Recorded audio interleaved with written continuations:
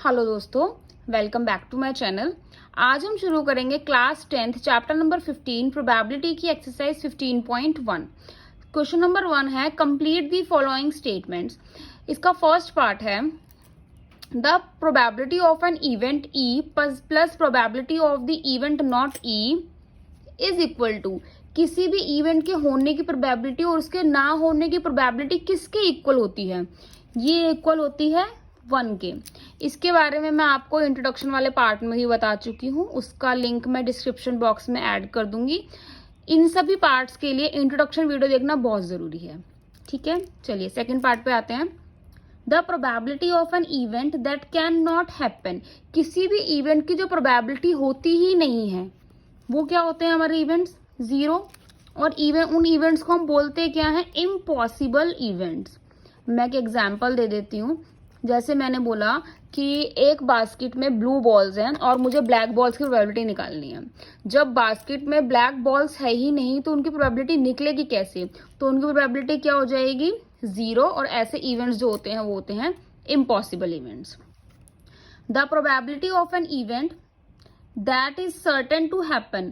Third part में क्या बोल रहा है कि जो प्रोबेबिलिटी है वो सर्टेन टू हैपन है, मतलब वो जो प्रोबेबिलिटी इवेंट्स है वो होंगे ही होंगे।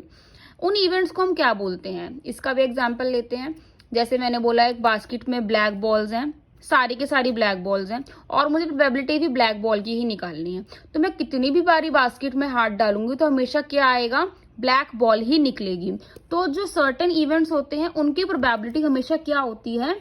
1। और ऐसे इवेंट्स को हम बोलते हैं श्योर या फिर सर्टेन इवेंट्स। तो मैं यहां लिखती हूँ sure events.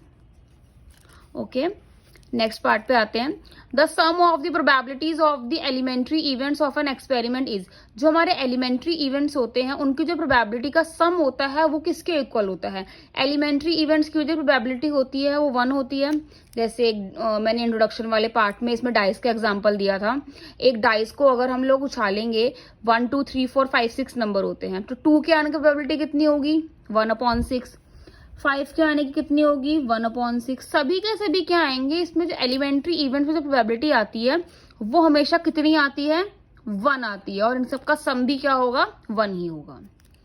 Last part, the probability of an event is greater than और इक्वल टू। जो प्रोबेबिलिटी होती है किसी इवेंट की वो ग्रेटर देन और इक्वल टू किसकी होती है? एंड लेस देन और इक्वल टू किसकी होती है? Greater than equal to 0 and less than और इक्वल टू 1। क्योंकि मैंने बताया था जो प्रोबेबिलिटी होती है हमारी वो हमारे 0 या तो 0 होगी या तो 1 होगी या फिर वो इन दोनों के बीच में लाई करेगी। इनसे 0 से ना तो छोटी होगी ना तो 1 से बड़ी होगी। ग्रेटर देन और इक्वल टू 0 और लेस देन और इक्वल टू 1। चलिए सेकंड क्वेश्चन करते हैं। Question number 2, which of the following experiments have equally likely outcomes explain. Question 2 में हमें कुछ एक्सपेरिमेंट्स दिए गए हैं, उसमें बताना है हमें कि कौन से एक्सपेरिमेंट्स हैं जो इक्वली लाइकली आउटकम्स हैं और हमें एक्सप्लेन भी करना है। सबसे पहले इक्वली लाइकली आउटकम्स होते क्या हैं? इक्वली लाइकली आउटकम्स होते हैं हमारे जिनकी प्रोबेबिलिटी आने के चांसेस सेम रहते हैं। जैसे एक एग्जाम्पल ले लेते हैं, मैंने एक कॉइन को टॉस किया जिसमें क्या है? हेड आने के चांसेस भी सेम है और टेल आने के चांसेस भी सेम है, यानी कि दोनों की जो प्रोबेबिलिटी होती है आने की वो सेम रहती है। उसको हम बोलते हैं equally likely outcomes. First part देखते हैं। A driver attempts to start a car, the car starts और डज नॉट स्टार्ट। एक ड्राइवर है वो कार को स्टार्ट करता है, या तो कार स्टार्ट होती है या तो कार स्टार्ट नहीं होती है। तो बताना है ये इक्वली लाइकली है कि नहीं है। इसको इक्वली लाइकली हम नहीं कहेंगे। क्यों? क्योंकि ज्यादातर केसेस में हमारी जो कार है वो स्टार्ट हो जाती है। कार जो स्टार्ट नहीं होती है वो किसी कारण से नहीं होती है, कुछ डिफेक्ट होता है उसके कारण। जो ड्राइवर अटेम्प्ट करता है अपनी इस कार को स्टार्ट करना वो ज्यादातर केसेस में कार स्टार्ट होती है। तो हम इसको लिखेंगे कि ये इक्वली लाइकली आउटकम नहीं है। हम लिखते हैं इसको not equally likely outcome in most of the cases car start. कि ज्यादातर केसेस में जो हमारी कार होती है वो स्टार्ट हो जाती है। सेकंड पार्ट करते हैं इसका। Second part, A player attempts to shoot a basketball. He she shoot और misses the shot. मतलब एक जो प्लेयर है वो बास्केटबॉल शूट करता है, या तो वो बास्केटबॉल में अपनी बॉल को डाल देगा या फिर वो जो शॉट है वो मिस कर देगा। तो ये जो हमारा पार्ट है इसमें क्या बोला जाएगा, ये जो है ये नॉट लाइकली आउटकम है। क्यों? क्योंकि जो प्लेयर है वो बास्केटबॉल को शूट करेगा या नहीं करेगा ये प्लेयर की एबिलिटी पर डिपेंड करता है। कुछ प्लेयर्स ऐसे होते हैं जो 100% है, श्योरिटी होती है कि वो जो है शूट कर देंगे, और कुछ जो है नहीं कर पाते हैं। तो it's totally depends on the players ability. तो हम इसको क्या लिखेंगे, not equally likely outcome as it depends on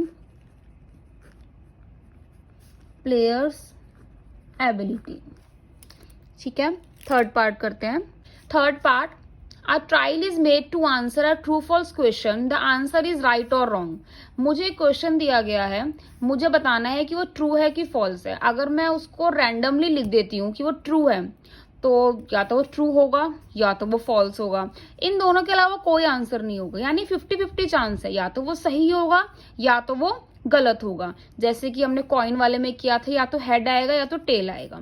तो ये जो पार्ट है ये हमारा क्या है, इक्वली लाइकली आउटकम है, क्योंकि जो दोनों के आने के चांसेस हैं वो सेम है। तो मैं इसको लिख देती हूं, yes equally likely outcome because both have equal chances to happen.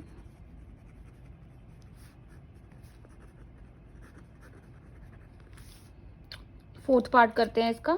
Fourth part, a baby is born, it is a boy और अ गर्ल। एक बेबी बॉर्न होता है तो या तो वो बॉय होगा या तो वो गर्ल होगी, तो दोनों में से कोई एक ही होगा। तो इसके भी होने के चांसेस क्या हैं, 50-50 हैं। तो इसको भी हम लिख सकते हैं, yes equally likely outcome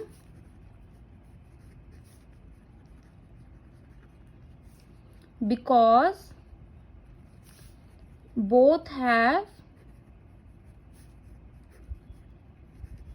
equally chances to happen. इसमें भी होने के चांसेस क्या है, हमारे इक्वल ही हैं। सेकेंड क्वेश्चन हमारा यहीं खत्म होता है।